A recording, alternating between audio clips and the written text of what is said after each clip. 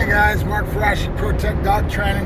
Heading back from my police scenario group. I took Toffee out this morning and just getting the spark, getting him into it. He's definitely a prey animal. But my accent points today would be kind of what I get out of this class in a lot of ways is the ability to be somebody else is calling the tune.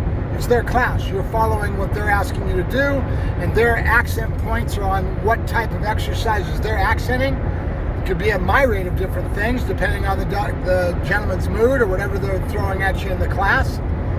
Other dogs will have a factor of that. They'll see a dog that needs a certain amount of work in certain areas, so they'll go to that.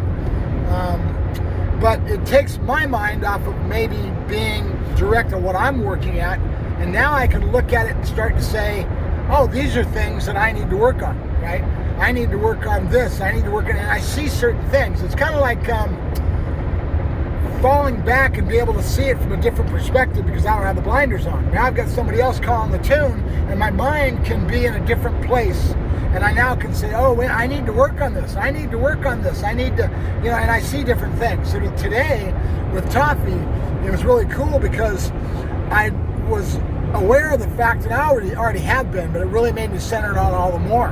How into the hands he is. He follows my hands for everything because he's always thinking ball, right? B-A-L-L.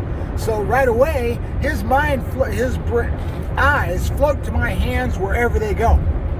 So that is kind of a pain in the ass in some respects. But today my mind was going, wait a minute, I can use this, right? I got a nice little focused heel out of him. He was looking at me a lot better.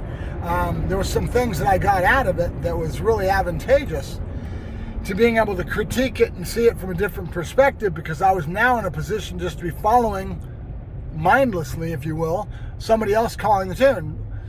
Right about turns, left turns, he's calling the class, right? And then he's doing certain things, stays and downs in the walks and things that are the criteria that he's calling, and allowed to put my mind in a different place, right?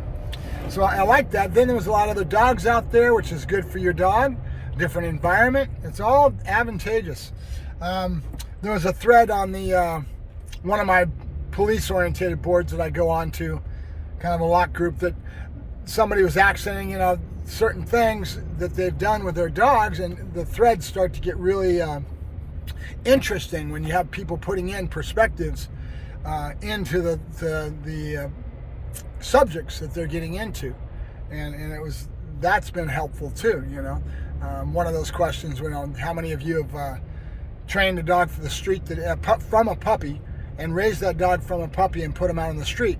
What did you miss? What could you have done better? That kind of thing. And it's some great feedback, some great stuff coming back, And it's how you learn, how you grow. You get your mind, your juices flowing, So that's kind of where my head's at today as we drive up El Cajon Pass with the beautiful snow up on the hills. And it's snowy up there today. And traffic is going slow as a snail because we probably got weekend traffic after the New Year's. Everybody's heading back home after that, after the vacations and everything. So it'll be busy. Won't be too bad. And I've got a full chore time when I get back home because I got to take care of all the dogs, make sure dogs are fed, and do my thing. I usually leave early in the morning to go down here. It's about an hour away to go to this class. They do an hour of obedience and an hour of protection and bite work. So then they have different classes, beginning, intermediate, and advanced. So it's split up. And I have a tendency, I take 2 or 3 dogs and I end up splitting